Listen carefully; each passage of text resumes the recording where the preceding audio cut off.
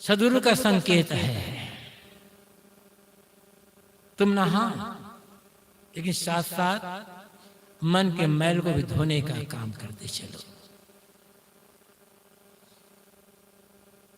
यागढ़ भीतर बैल बंधे हैं, निर्मल खेती हो। इस शरीर के अंदर बैल बंधे हुए हैं और इससे निर्मल खेती हो रही है।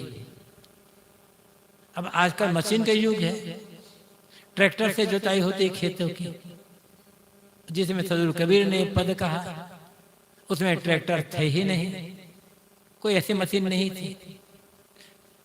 खेत बैलों से जोता जाता था, हल से, सारे काम हाथ से किए जाते थे।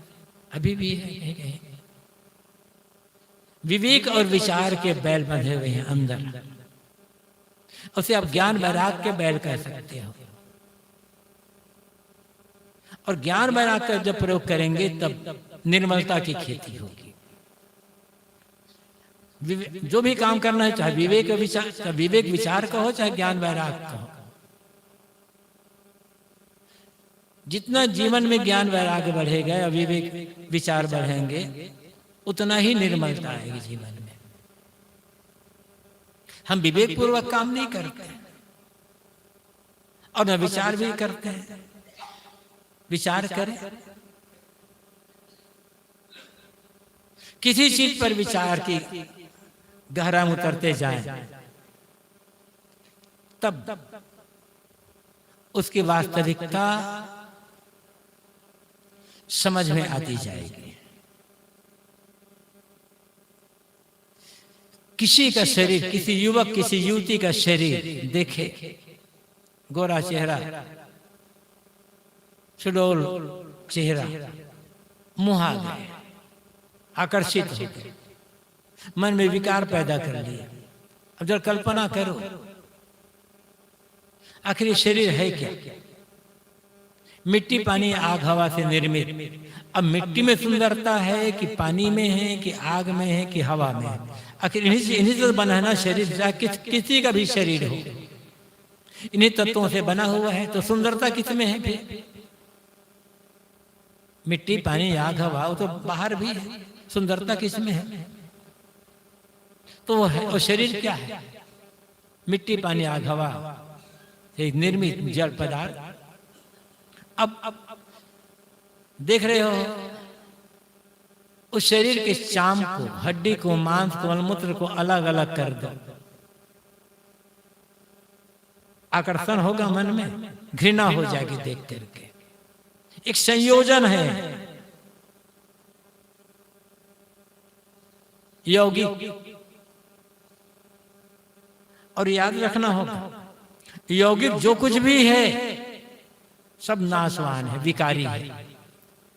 इकाई सच है, इकाई है परमाणु, वो हम देख भी नहीं सकते।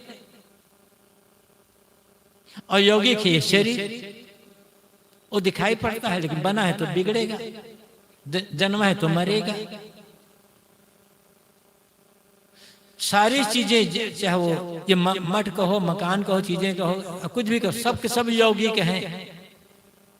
यौगिक मतलब योग से बना हुआ, अनेक पदार्थों के संयोग से बना हुआ, इसलिए यौगिक है हम सब।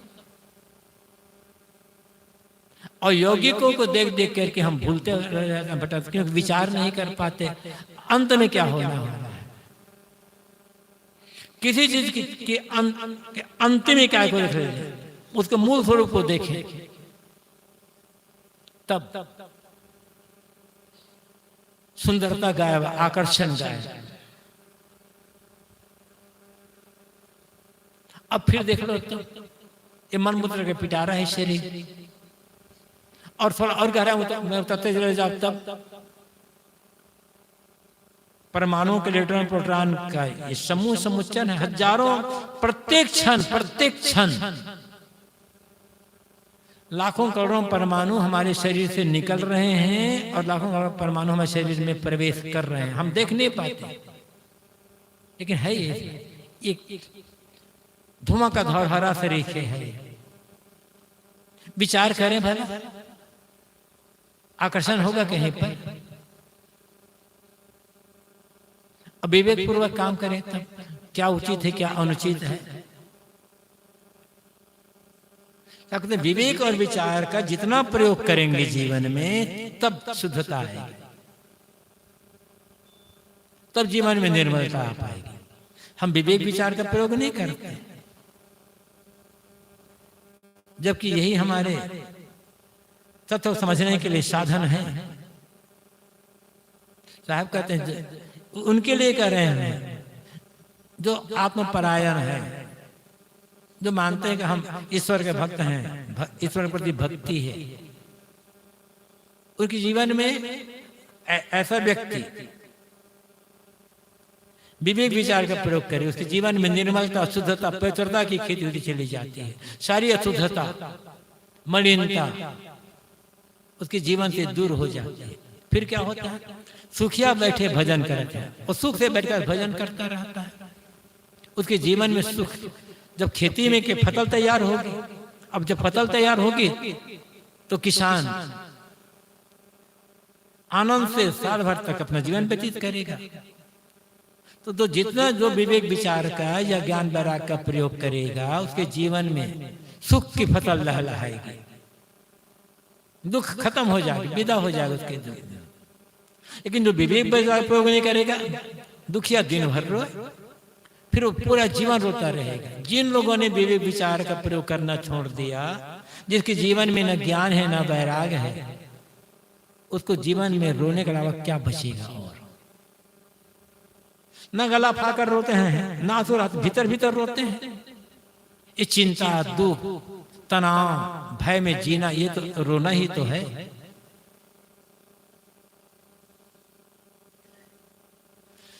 विवेक विचार का प्रयोग न करने पर केवल दुख के अलावा कुछ नहीं होने वाला है। संकेत है सदगुरु कबीर का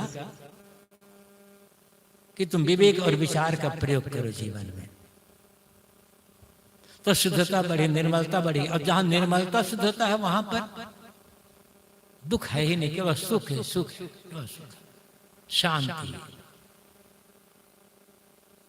या घर भीतर अगिन जरत हो, धुआं न प्रगट हो। इस शरीर के भीतर आग जल रही है, लेकिन एक ऐसी आग है जिस आग में धुआं नहीं है। इसलिए लोग इस आग को समझ नहीं पाते। समझते कौन है? कैसे जाने अपन भाई, कैसे जाने अपन भाई कैसी बीती हो। इस आग को वही व्यक्ति जान सकता है जिसके भीतर ये आग जल रही हो, या उस आग से जो गुजर चुका होगा, जिसके सिर पर ये घटनाएं घट चुकी होगी, इस आग में जो जल चुका होगा, वो समझेगा हाँ इसके भीतर भी आग लग गई है। ये कौन सी आग है? आग तो हर व्यक्ति के भीतर है, लेकिन उस आग में भी फर्क है। ऐसा हमने बीजक में भी कहा है, आग जो लागी समुद्र में धुआं न प्रगट हो। समुद्र में आग लगी और धुआं प्रगट नहीं हुआ। बीजक से बाहर साखी है, साखी ग्रंथ में साखी सदगुरु कबीर की, लागी आग समुद्र में कांदो जर भय छार। समुद्र में आग लगी और सारे कीचड़ जल करके राख हो गए। उत्तर दिशा का पंडिता रहा विचार विचार, लेकिन उत्तरायण में शरीर सोने से मुक्ति होती है, ऐसा कहने वाले पंडित पोथी, ये पोथी पंडित विचारते ही रह गए। लागी आग समुद्र में, अंतकरण रूपी समुद्र में, हृदय रूपी समुद्र में ज्ञान की आग लगी और सारे विकार रूपी कीचड़ जल करके राख हो गए। जी की मुक्ति हो गई। मुक्ति के लिए किसी प्रार्थना करने की आवश्यकता क्या है? रोने के लिए की आवश्यकता क्या है? ऐसा भी कहते हैं कि आगे जो आग समुद्र में धुआं न पड़ गई। ये ऐसे जो ज्ञान की आग है, वैराग्य की आग,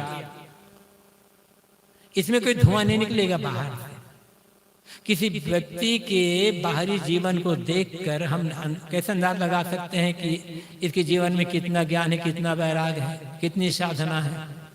थोड़ा बहुत अंदाज है लगा, लेकिन हाँ, समझ नहीं सकते। इसीलिए ये बड़े बड़े वैरागी कहलाने वाले लोग भी एक दूसरे की निंदा आलोचना कर, अरे वो क्या त्याग करेगा, त्याग तो हम करने वाले हैं। त्याग का अहंकार आ जाता है। ये अहंकार की आग जब लग जाती है ना, तब तथ्य भूल जाता है। तो आग तो सबके भीतर लगी है, लेकिन एक ऐसी आग है जिसके लगने पर जीवन भर पर्यंत आदमी को जलना पड़ता है, और एक ऐसी आग है जिसके लगने पर पूरा जीवन शांत एकदम शीतल हो जाता है। अब आप ये कह सकते हो आग तो गर्म होती है, और आग में जलेगा वो आदमी, उस आदमी जीवन में शीतलता कैसे मिलेगी, आएगी, शांति कैसे आएगी? लेकिन समझना होगा वो कौन सी आग है। बताना कि एक ऐसी आग है, हर व्यक्ति के भीतर एक आग होती है। उस आग को जो बुझा देता है वो शीतल हो जाता है, और जो आग जलती रह जाती है वो हो जाता है। क्रोध की आग है ना, और जब क्रोध की आग जलती है तब जीवन में क्या घटना घटती है? काम वासना की आग है, ईर्ष्या की आग है, द्वेष की आग है, घृणा की आग है। ये आग जितनी जलेगी उतना जीवन राख होगा, जीवन की बर्बादी होगी, दुख पीड़ा के अलावा कुछ मिलेगा नहीं। ये आग भी है भीतर में। लेकिन दूसरी आग, ज्ञान और वैराग की आग जितनी लगेगी उतने जीवन में शीतलता आ जाएगी, सारी कीचड़ जाएगी। जब क्रोध की, काम की, लोभ की आग लगती है, हमारी जितना हमारा जो मूल धन होता है, सद्गुण धन, ज्ञान धन, शांति धन, ये जल करके राख हो जाते हैं। और जिसके शांति धन, विवेक धन, सुख धन, प्रसन्नता धन जल गया तो उसके जीवन में क्या बचा? किंतु ज्ञान वैराग की आग से जिसके जीवन के विकार जल गए वो तो माला माल हो गया ना, क्योंकि सद्गुण बचता है, सदाचार बचता है, अपने आत्मविचार बचता है, शांति बचती है, मुक्ति बच जाती है।